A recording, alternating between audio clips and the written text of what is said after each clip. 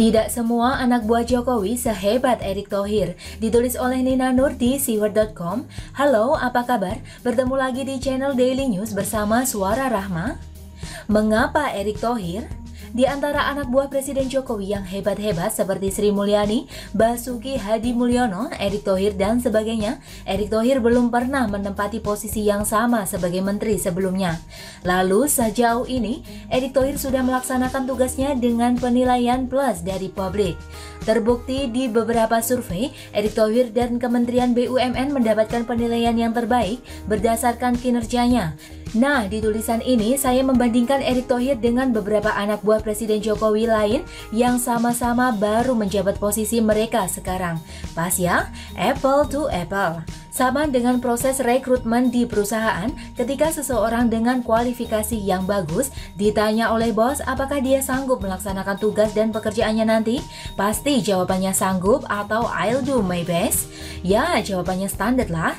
Masa sudah ngobrol dan diwawancara lama, terus ujung-ujungnya bilang nggak sanggup, tapi kenyataan bisa saja lain dari harapan. Sukses, bisa gagal, bisa blunder, bisa melebihi ekspektasi bos, bisa juga memalukan bos. Proses yang sama juga terjadi antara presiden dan anak buahnya. Ingat, hampir setiap hari kita memakai istilah pecatan Jokowi. Buat para mantan pejabat yang kinerjanya minus tapi sok tahu, hehehe, Rizal Ramli, Said Didu, dan Anies Baswedan merupakan contoh-contohnya. Dengan kata lain, kita sudah tahu kok akan adanya sebuah proses eliminasi yang wajar. Pemerintah Jokowi ternyata pernah diisi sebentar dengan pejabat pecatan yang kualitasnya minus. Ini ketahuan sesudah mereka menjabat kan? Jadi sama saja dengan sekarang. Di usia pemerintahan Jokowi periode kedua ini yang baru beberapa bulan saja, proses eliminasi sedang berjalan. Yang bagus kelihatan, yang kurang kelihatan belum tentu jelek, yang jelek juga kelihatan. Ini semua sedang melewati sebuah proses.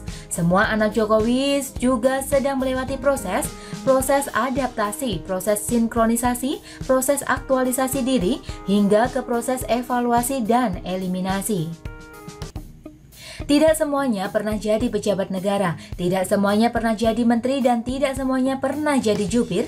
Hehehe, kalau kita hanya melihat yang paling bagus, ya kalahlah yang lain. Padahal yang diam, yang kurang terekspos media, dan bisa berprestasi saya yakin juga ada. Menteri BUMN Erick Thohir adalah contoh terbaik, the right man in the right place. Dikasih jabatan lalu dilepas dan bisa membuat prestasi dalam hitungan hari. Erick Thohir mendapatkan tantangan membereskan BUMN dan sejauh ini dia mampu mengatasinya. Sementara itu, Menteri Kesehatan Terawan mendapat tantangan yang tidak terduga. Sebuah wabah virus global yang mematikan yang jadi tantangan hebat. Sebuah wabah virus global yang mematikan yang jadi tantangan hebat buat seluruh kepala negara di dunia ini. Di sini terungkap bahwa Menkes Terawan kurang fasih dalam komunikasi publik.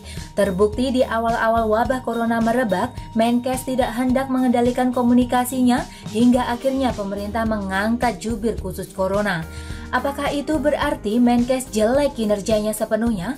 Enggak dong, beliau berhasil kok mengevakuasi para WNI dari Wuhan sampai mengembalikan para WNI itu ke keluarga dan rumah masing-masing.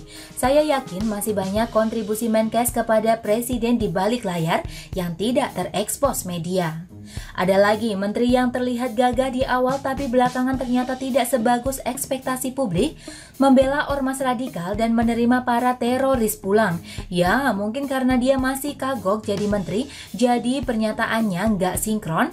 Kekagokan jadi pejabat negara ini saya kira jadi dasar kuat untuk melihat keblanderan yang dibuat oleh para anak buah presiden. Selain beda cara kerja dengan presiden, contoh lain Menteri Perikanan dan Kelautan.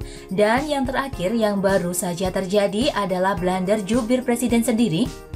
Saya tidak membela kesalahan dan keblanderan para anak buah presiden itu. Seperti yang saya tulis di atas, mereka sedang berproses. Kalau terbukti tidak bisa memperbaiki diri, terbukti tidak sejalan dengan arahan presiden, ya siap-siap saja reshuffle alias dipecat. Jadi senasib dengan Rizal Ramli, Said Didu, dan Anies Baswedan. Lalu silakan move on. Bisa jadi memang gak cocok jadi menteri, jadi staf khusus maupun jadi jubir. Toh sudah melewati suatu proses, bukannya bertugas beberapa hari lalu tiba-tiba dipecat tanpa sebab yang jelas. Saya kira ini cara paling proporsional dan adil untuk melihat kesalahan dan kebelanderan itu. Sekian dulu dari Kura-Kura. Dan bagaimana menurut Anda teman-teman? Silahkan tulis komentar di bawah ya. Jangan lupa like, subscribe, dan share ke media sosial Anda. Artikel ini bisa dilihat secara lengkap di halaman siwar.com. Terima kasih sudah menyaksikan channel Daily News.